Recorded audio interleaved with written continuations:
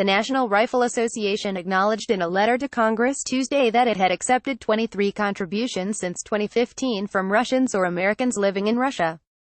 Senate Republicans were surprised to learn Wednesday that Senate Judiciary Committee Chairman Chuck Grassley, R. Iowa, plans to try to advance legislation that would prevent President Trump from firing Special Counsel Robert Mueller.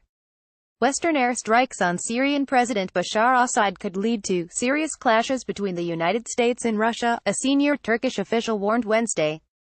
When the going gets tough, one has to take educated risks. Facebook founder and CEO Mark Zuckerberg had trouble Wednesday reassuring Rep.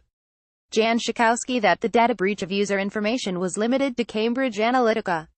Retiring Rep.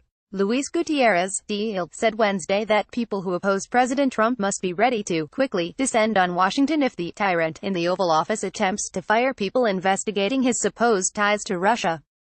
We will not allow our agricultural producers to bear the brunt of China's retaliation, as we defend our own interests as a nation, a USDA representative said. Rep.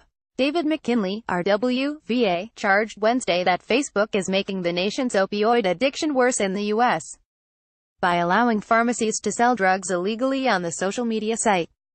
John Ring replaces former board member Philip Missamara, who stepped down in December at the end of his term. Ezra Cohen Watnick, a former liaison between the White House and the intelligence community, first entered the spotlight amid controversy in March 2017 over his reported contact with House Intelligence Committee Chairman Devin Nunes.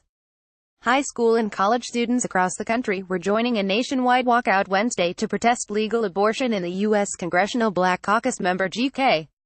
Butterfield, DNC, told Facebook CEO Mark Zuckerberg Wednesday that his efforts to include more black people on his company's leadership team have so far fallen short of meeting the goal of diversity. Representative Louis Gohmert, R. Texas, said Wednesday that Special Counsel Robert Mueller deserves to be fired by President Trump and investigated by a second special counsel.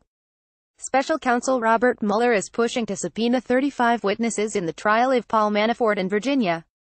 Interior Secretary Ryan Zinke on Wednesday ripped attacks over his spending as false, misleading, and blatantly untruthful.